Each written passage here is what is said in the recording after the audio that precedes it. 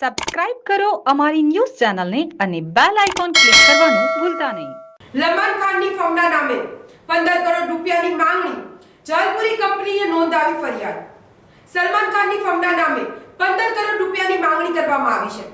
પાણીપુરી બનાવતી Jalpuri foods India private લિમિટેડના માલિકને આ અંગે નોટિસ પાઠવવામાં આવી હતી. આ નોટિસ ઈમેલ દ્વારા મોકલવામાં આવી હતી, જેમાં સલમાન ખાનના ફોટાના ગેરકાયદેસર ઉપયોગ કરીને કંપનીને ધમકી આપવામાં આવી હતી. નોટિસમાં 15 કરોડ રૂપિયાની ચૂકવણી અને 1.25 લાખ રૂપિયાની ટેક્સ લીગલ ફી ચૂકવવા માટે કહ્યું હતું. નોટિસનું પ્રમાણ એસએસએલ એસોસિએટ દ્વારા ગત 30 માર્ચ 2024ના રોજ મોકલવામાં આવ્યું હતું. આ કેસમાં મધ્યસ્થી કન્સલ્ટન્ટ ભગીરથ કથિરિયાના સંબંધમાં કથિત સમર્થન અને તેમની તરફથી મુંબઈના મિત્ર દિનેશ રાવ સાથે વાતચીત કરતા માહિતી મળી છે. દિનેશ રાવે સલમાન ખાન અને મહારાષ્ટ્રના મુખ્યમંત્રી એકનાથ શિંદે સાથે જોડાવા અંગે ચર્ચા કરી હતી. સમાધાન માટે તેમણે 4 કરોડની ડીલ અને 1.5 કરોડની રોકડ રકમની માંગ કરવામાં આવી. જ્યારે કંપનીએ તપાસ કરતા જણાવ્યું કે આ નામે કોઈ ફર્મ નોંધાઈ નથી, ત્યારે કંપનીના માલિકે સાયબર સેલમાં ફરિયાદ નોંધાવી. આ મામલાની છાનબીન બાદ કન્સલ્ટન્ટને અટકાવવા માટે સાયબર પોલીસ દ્વારા કાર્યવાહી હાથ ધરી છે.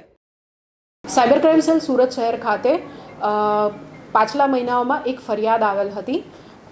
સુરત ખાતે પાણીપુરી બનાવવાનો બિઝનેસ કરતી જલપુરી પ્રાઇવેટ કંપની લિમિટેડ તરફથી એક અરજી સુરત સાયબર ક્રાઇમ સેલ ખાતે આપવામાં આવેલ હતી. સદર જે કંપની છે તેમણે પોતાના ઇન્સ્ટાગ્રામ પેજ ઉપર સલમાન ખાનના ફોટોનો ઉપયોગ પોતાની કંપનીના પ્રમોશન માટે કરેલ હતો. ત્યારબાદ 30મી એપ્રિલના રોજ તેમને પોતાના કંપનીના જે માલિક જતીનભાઈ દેસાઈ છે તેમને પોતાના પર્સનલ મેલ ઉપર એક SSR private limited SSR associates તરફથી એક મેલ આવેલો હતો, જેની અંદર સલમાન ખાનના લીગલ એડ હોવાનું જણાવેલું હતું ને એના તરફથી એક નોટિસ આપવામાં આવેલી હતી કે સલમાન ખાનના ફોટાનો તમે ખોટી રીતના અને વિધાઉટ પરમિશન યુઝ કર્યો છે, એના માટે તમારે 15 કરોડ રૂપિયા કમ્પેન્સેશન આપવું પડશે, પ્લસ 1,25,000 ટેક્સ અને જે લીગલ સર્વિસીસ ફી છે એ પણ પે કરવી પડશે. સદર મેલ મળતા જે ફરિયાદી છે તેઓ થોડા ડરમાં આવી ગયા. ત્યારબાદ એમને કંપનીનું જે એમનું મેલ આઈડી છે જલપોરી કંપનીનું, એની ઉપર પણ આ સેમ જે નોટિસ છે લીગલ નોટિસ એ નોટિસ નંબર 1ના નામથી મળી હતી. ત્યારબાદ તેમણે પોતાના જે એડવાઇઝર છે ભગીરથભાઈ એમને આ વસ્તુ જણાવતા તેમણે જણાવ્યું કે બોમ્બેમાં મારી ઓળખાણ છે, એકનાથ શિંદે અને બીજા જે છે બોમ્બેમાં રહેતા એ બધાની સાથે હું સંપર્કમાં છું અને હું તમારું કામ કરાવી આપીશ.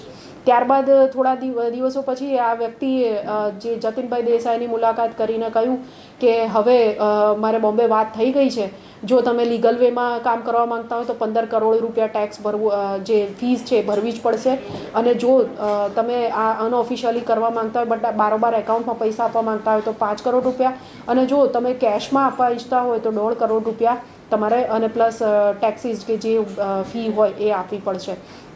આ બાબતે ફરિયાદીને શંકા જતાં તેઓએ સાયબર ક્રાઇમ સેલની અંદર આ બધી ડિટેલ્સ આપેલી હતી, જેના પર ટેકનિકલ ઇન્વેસ્ટિગેશન અને જરૂરી કાર્યવાહી કરતા સાયબર ક્રાઇમ સેલ દ્વારા જે કાર્યવાહી કરવામાં આવી તેમાં આ કંપનીના જે એસોસિએટ જે એમના કાઉન્સલ કરતા હતા તેમનું ભગીરથભાઈનું નામ ખુલ્લી આવતા જતીનભાઈએ અત્રે ફરિયાદ આપેલ છે. સાયબર સેલ દ્વારા હાલ આ ફરિયાદ નોંધવામાં આવી છે અને એના સાથે સાથે જે આ ભાઈ છે આરોપી ભગીરથભાઈ તેમને નોટિસ પણ આપવામાં આવેલ છે.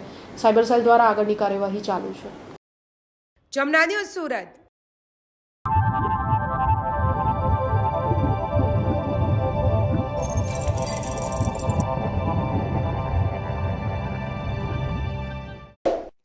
સબસ્ક્રાઇબ કરો અમારી ન્યૂઝ ચેનલને અને બેલ આઇકોન ક્લિક કરવાનું ભૂલતા નહીં.